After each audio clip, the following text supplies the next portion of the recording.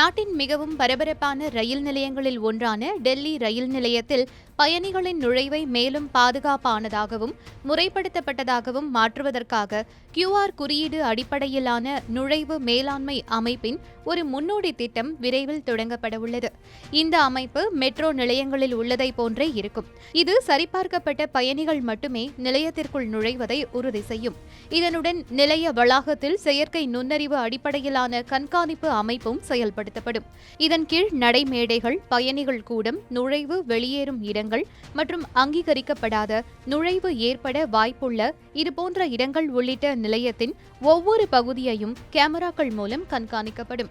ரயில் நிலையத்தில் எதிர்பாராத நிகழ்வு அடிப்படையிலான கட்டுப்பாட்டு அறை ஒன்றும் அமைக்கப்படும். நேரடி கேமரா காட்சிகள் செயற்கை நுண்ணறிவு தொழில்நுட்பத்தை பயன்படுத்தி பகுப்பாய்வு செய்யப்படும். இதனால் ஏதேனும் அசாதாரணமான அல்லது பாதுகாப்பற்ற செயல்பாடு கண்டறியப்பட்டால் கண்காணிப்பு பணியாளர்களுக்கு உடனடி எச்சரிக்கைகள் அனுப்பப்படும். அண்மையில் மத்திய ரயில்வே அமைச்சர் அஸ்வினி வைஷ்ணவ் தலைமையில் நடைபெற்ற கூட்டத்தில் இந்த மேம்பாடுகள் குறித்து முடிவு செய்யப்பட்டது.